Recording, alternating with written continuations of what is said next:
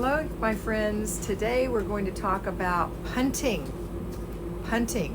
When everything doesn't go the way you planned, what do? You back up and punt. Okay, let me give you an example of what happened to me today. We're traveling. Larry thought he had a place for us to stay. He didn't. So we drove around till we finally got somebody who said, yes, I can take you in this RV park. They took us in this RV park. It's a little sketchy. It's going to affect our plans for tomorrow, and it also is affecting my plans for making a video for you because there's no Wi-Fi. So what I have to do is make a very short video, and Larry will really work hard to get it to come up for you based on the little bit of Wi-Fi that we do have. It's not our premium kind that we're used to. That's called punting. So this video is going to be about 5 minutes long instead of 15 minutes long or 10 minutes long or whatever you usually get. Okay, so we are punting. I want you to think about that when you have things that don't go the way you planned. When you have your day all planned out and you wake up in the morning and your oldest child is sick and is thrown up all over the carpet and all over the bedspread and all over the sheets, you have to punt. That means you stop what you're doing and you take care of the immediate need. You take care of the immediate need. Clean up everything, make your child feel comfortable, get them on the couch while you clean the bed up, get a bucket near them, put a cloth on their little throat or their head, give them some saltines and ginger ale. You know, punting. It happens. That's just one example. There are thousands of examples of punting. Let's say that your dishwasher starts overflowing on the floor and it's full of dishes. You gotta punt. What does that mean? You gotta open it up, fill your sink full of water, and wash those dishes by hand. Will that affect your plans for the evening? More than likely, because it's gonna take a lot longer than just closing the dishwasher door and turning it on. Okay? So you have to punt.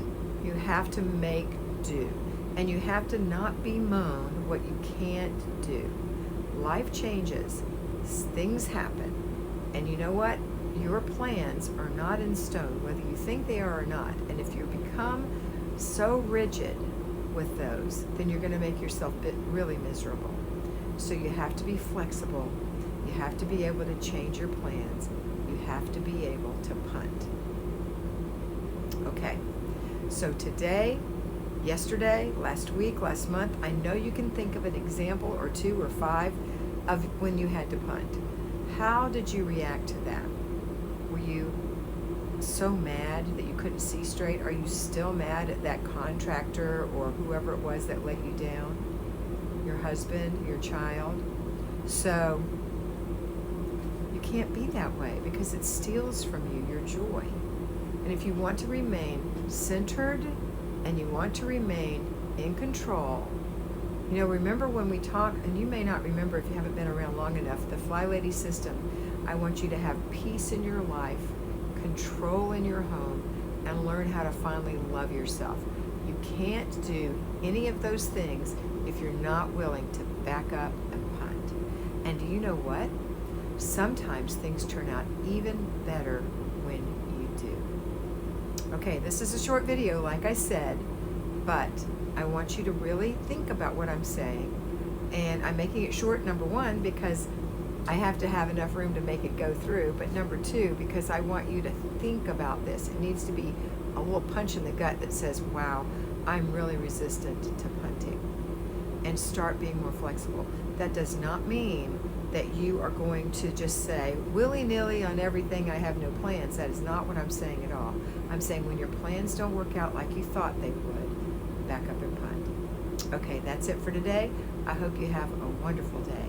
And I hope that all through all of this time where you don't want to do it, but you have to, you always remember that you are beautiful. So be beautiful.